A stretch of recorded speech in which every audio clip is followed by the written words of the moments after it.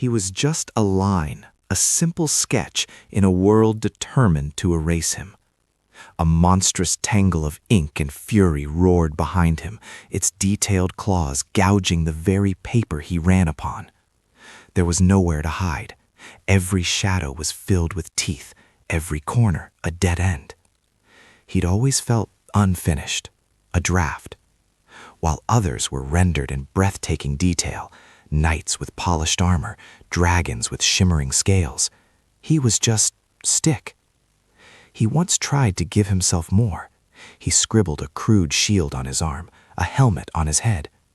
But the extra ink just weighed him down, making him clumsy, slow. The world saw him as a mistake, a placeholder for something better. And in the shadow of the roaring beast, he was starting to believe it. He was a doodle in a masterpiece, a rough idea waiting to be discarded, forgotten. But as the monster's detailed fist smashed the wall where he'd just been, he noticed something. The beast was powerful but heavy, complex but slow. He, on the other hand, was pure motion. He was a thought, not a statement. He darted left, a flicker of black on white. He saw a crack in the foundation, a space no wider than a pencil line. For the monster, it was nothing. For him, it was an escape route. He slipped through, the beast's roar of frustration echoing behind him. His simplicity wasn't a flaw, it was agility.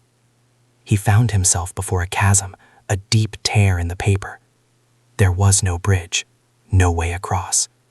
The detailed characters would be stopped, forced to find another way. But he wasn't a detailed character. He wasn't bound by rigid forms. He took a deep breath, planted his feet, and stretched. His torso elongated, his arms reaching for the other side, becoming a thin, taut line, a bridge of his own making. He scurried across himself, then snapped back to his normal shape. He could be anything the moment required. A key, a rope, a tool. His form wasn't a limitation. It was liberation. His journey led him into a labyrinth of chaos, a storm of cross-hatching and shading designed to confuse. Detailed heroes would get lost in the noise, distracted by the artistry of the trap. But he saw none of it. For him, the world wasn't about the texture or the shading. It was about the lines. And through the visual storm, he could see the one, single, unbroken line that led from the entrance to the exit. He didn't need to solve the maze, he just needed to follow the path.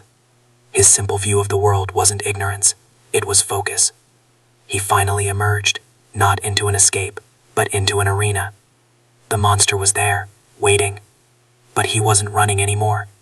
He looked at his simple hands, his linear body. He wasn't a mistake, he was efficient. He wasn't unfinished, he was optimized. In a world drowning in complexity, he was the signal in the noise. The beast roared, a symphony of intricate rage. He stood his ground, a single, silent, defiant line. He was a stickman, and that was his power.